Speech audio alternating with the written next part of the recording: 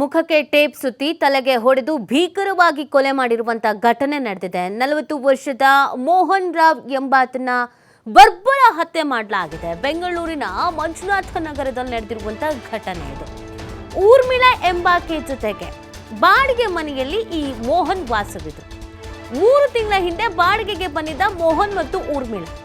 ಮೋಹನ್ ರಾವ್ ಕೊಲೆ ಬಳಿಕ ಊರ್ಮಿಳಾ ಎಸ್ಕೇಪ್ ಆಗಿರೋದು. 5-6 ದಿನಗಳ ಹಿಂದೆ ಮೋಹನ್ ಕೊಲೆ ನಡೆದಿರಬಹುದಾದ ಶಂಕೆಯನ್ನು ವ್ಯಕ್ತಪಡಿಸಲಾಗ್ತಾ ಇದೆ. ಅಕ್ಕಪಕ್ಕದ ನಿವಾಸಿಗಳು ವಾಸನೆ ತಡೆಯಲಾಗದೆ ಪರೀಕ್ಷಿಸಿದಾಗ ಈ ಪ್ರಕರಣ ಬೆಳಕಿಗೆ ಬಂದಿದೆ. ಮೋಹನ್ ಜೊತೆಗಿದ್ದ ಊರ್ಮಿಳಾ ಪತ್ತೆಗಾಗಿ ಪೊಲೀಸರು ಇದೀಗ ಶೋಧ ನಡೆಸ್ತಾ ಇದ್ದಾರೆ. ಬಾಗಲಕೋಟೆ ಪೊಲೀಸ್ ಠಾಣೆಯಲ್ಲಿ ಇದಕ್ಕೆ ಸಂಬಂಧಪಟ್ಟಂತೆಗೆ ಪ್ರಕರಣ ದಾಖಲಾಗಿದೆ. ನೋಡಿ, ಮುಖಕ್ಕೆ ಟೇಪನ್ನು ಸುತ್ತಿ ಬರ್ಬರವಾಗಿ ಹತ್ಯೆ ಮಾಡಲಾಗಿದೆ. ತಲೆಗೆ ಹೊಡೆದು ಭೀಕರವಾಗಿ ಹತ್ಯೆ ಮಾಡಿರೋದು. ಊರ್ಮಿಳಾ ಎಂಬಾಕೆಯ ಜೊತೆಗೆ ಇವರು 3 ತಿಂಗಳಿಂದ ಮೋಹನ್ ರಾವ್ 3 ತಿಂಗಳಿಂದ ಒಂದು ಬಾಡಿಗೆ ಮನೆಯಲ್ಲಿ ವಾಸ ಇದ್ರಂತೆ.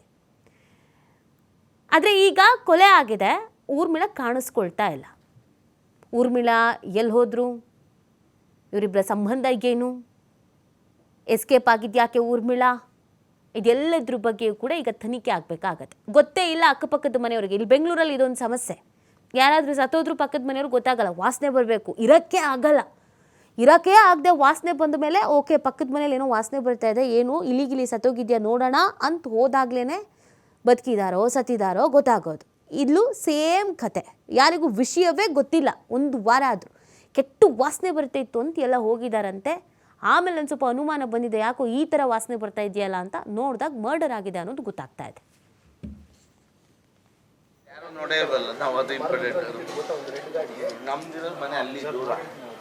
ಇಲ್ಲ, ಅಲ್ಲೇ ನಿಂತಿತ್ತು, ವಾರದಿಂದ ಅಲ್ಲೇ ನಿಂತಿತ್ತು.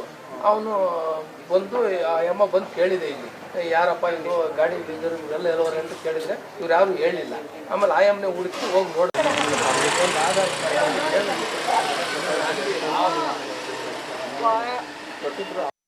ಅವ್ರೇನೋ ನೈಟೇ ಖಾಲಿ ಮಾಡ್ಕೊಂಡು ಹೋದ್ರು, ಅವ್ರು ಜಗಳ ಮಾಡ್ಕೊಂಡು ಹೋದ್ರು ಅಂತ ಹೇಳಿದ್ರು. ಸರಿ ಅಂತ ನಾವು ಬೆಳಗ್ಗೆ ಡ್ಯೂಟಿಗೆ ಹೋಗೋಣ ಅಂತ ಹೊರಟೆ. ಇಲ್ಲೆಲ್ಲ ನಮ್ಮ ಮನೆಯವರು ಇವರೆಲ್ಲ ಸ್ಮೆಲ್ಲು ರಾತ್ರಿ ಅಲ್ಲ ಅಂತ ಹೇಳಿದ್ರು. ನಾನು ಬೆಳಗ್ಗೆ ಬಂದು ಕೆಳಗಡೆ ಬಂದರೆ ನನಗೂ ಒಂಥರ ಸ್ಮೆಲ್ ಬಂತು. ನಾನು ಅವಾಗ ಓನರ್ ಮಗಂಗೆ ಫೋನ್ ಮಾಡಿದೆ. ಅವರು ಹುಡುಗನ ಓನರ್ ನಂಬರ್ ನನ್ನ ಹತ್ರ ಇತ್ತು.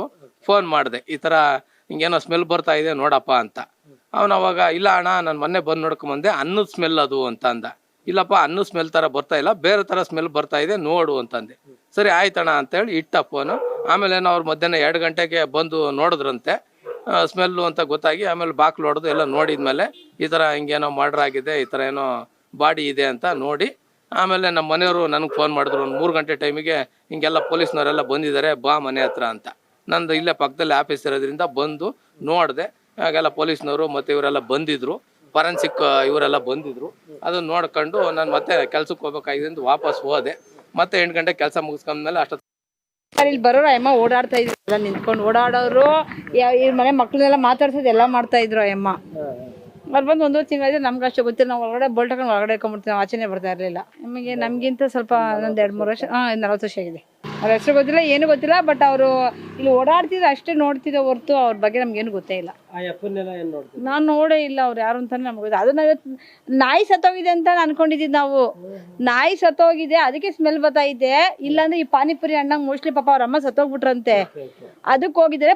ಅವ್ರ ಅಣ್ಣ ಏನು ಮಾಡಿದ್ದಾರೆ, ಐಟಮ್ಸ್ ಏನೋ ಮಾಡಿ ಇಟ್ಬಿಟ್ಟು ಹೋಗ್ಬಿಟ್ಟಿದ್ದಾರೆ, ಅದು ಸ್ಮೆಲ್ ಬರ್ತಿದೆ. ಸುಮ್ಮನೆ ನಾವೇನಕ್ಕೆ ಓನರ್ಗೆಲ್ಲ ಕರೆಸಿ, ಓನರ್ ಬಂದು ಬರೀ ಹೆಗ್ಣ ಸತ್ತಿರ್ಗೆ ನೀವು ಅಲ್ಲಿಂದ ಕರ್ಸಿದ್ ನಮ್ಮನ್ನೆಲ್ಲಿ ಬ್ಲೇಮ್ ಮಾಡ್ತಾರೆ ಅಂದ್ಬಿಟ್ಟು ನಾವು ಈ ಥರ ಅಂತ ಮಾತಾಡ್ಕೊಂಡು ಆಮೇಲೆ ಇವ್ರು ಪಾಪ ಅವ್ರ ಮನೆ ಮಾಹಿತಿ ನೀಡ್ತಾರೆ ನಮ್ಮ ಪ್ರತಿನಿಧಿ ಕಾರ್ತಿಕ್. ಈ ಪ್ರಕರಣಕ್ಕೆ ಸಂಬಂಧಪಟ್ಟಂತೆ ತನಿಖೆ ಯಾವ ರೀತಿಯಾಗಿ ನಡೀತಾ ಇದೆ? ಏನೆಲ್ಲ ಮಾಹಿತಿ ಸಿಕ್ಕಿದೆ?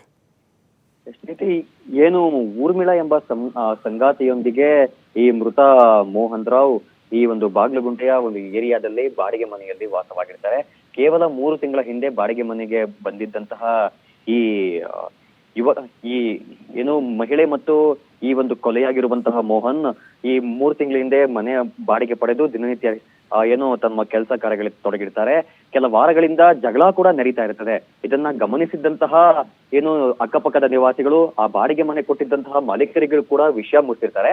ಆದ್ರೆ 1-2-3 ದಿನಗಳಿಂದ ಇಬ್ಬರು ಕೂಡ ಮನೆ ಸುತ್ತಮುತ್ತ ಪತ್ತೆಯಾಗಿರೋದಿಲ್ಲ. ಅನುಮಾನ ಕೂಡ ಮೂಡಿರುತ್ತೆ. ಆಮೇಲೆ ವಾಸನೆ ಬರೋದಕ್ಕೆ ಶುರುವಾದ ನಂತರ ಈ ಕಿಟಕಿ ಇಣುಕಿ ನೋಡಿದಂತಹ ಸಂದರ್ಭದಲ್ಲಿ ಈ ಒಂದು ಏನು ಮೃತ ಮೋಹನ್ ಈ ಕೊಲೆಯಾಗಿರುವುದು ಕಂಡು ಬಂದಿರುತ್ತದೆ. ಇನ್ನು ಮುಖಕ್ಕೆ ಟೇಪ್ ಅನ್ನ ಸುತ್ತಿ ತಲೆಗೆ ಹೊಡೆದು ಕೊಲೆ ಮಾಡಿರುವ ಶಂಕೆ ಕೂಡ ವ್ಯಕ್ತವಾಗಿದ್ದು, ಏನೊಂದು ಈ ಮೋಹನ್ ಜೊತೆ ವಾಸವಿದ್ದಂತಹ ಊರ್ಮಿಳಾ ಕೂಡ ಈಗಾಗಲೇ ಬೇರೆ ಮದುವೆಯನ್ನ ಮಾಡಿಕೊಂಡು ಆತನನ್ನ ಬಿಟ್ಟು ಈಗ ಈ ಮೋಹನ್ ಜೊತೆ ವಾಸವಿರ್ತಾಳೆ.